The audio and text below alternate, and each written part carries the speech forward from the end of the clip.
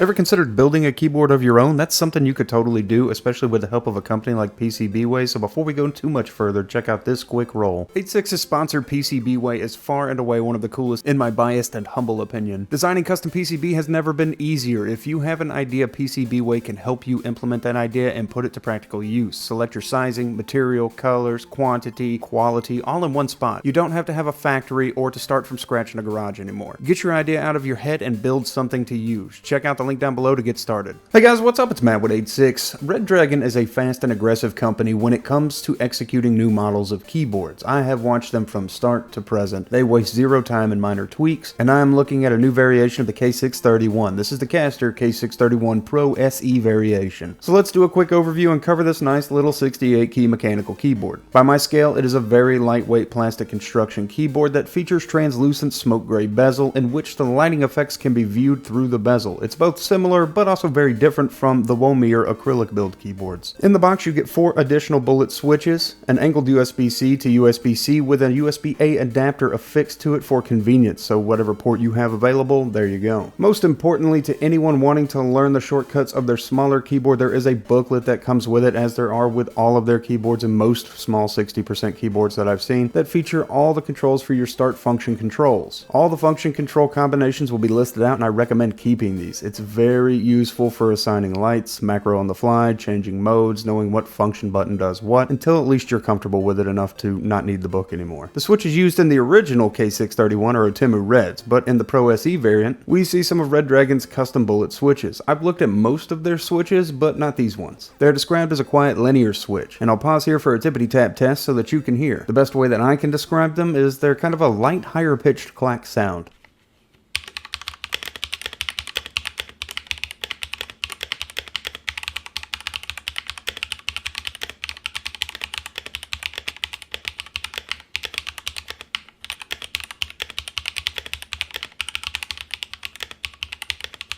I really like these switches, and if you look to change them later, they are 5-pin hot swappable, which means the presiding PCB is capable of 5-pin switches, not limiting you to just 3-pin variations of switches.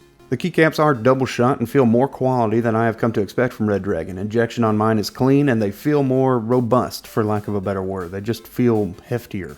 The Quare portion of Quarity features the function swap modes between 3 different Bluetooth connected devices, or 2.4 GHz, and the toggle on the left side of the keyboard can be toggled to go between Bluetooth, 2.4 GHz, and wired mode pretty easily. As far as with battery life, it doesn't take very long to charge it, and once it is charged up, you'll get hours out of it. It does have a power saver mode to where if you're running the RGB lights and you step away, the lights will turn off automatically to preserve some of that battery life for use. On the underside of the keyboard are 2 riser feet that provide very little difference in height, and a hideaway for the 2.4 GHz dongle for portability. The software is straightforward. As ever, it serves 2 main specific purposes when it comes to Redragon software: to record macros easier and to select and control lighting easier. Overall, the software is worth installing for those 2 features alone, but you can also use it to easily swap between profiles, which you can also do on the keyboard. But no massive new developments are in play in Redragon software. It's one of those few keyboards that for its price point I think is definitely a diamond in the rough. Well, that's pretty much it. This has been a quick overview of the K631 Castor Pro SE. I hope it was somewhat helpful and useful to you. You guys have a great day, night, whatever it is, and I'll see you in the next video that I do.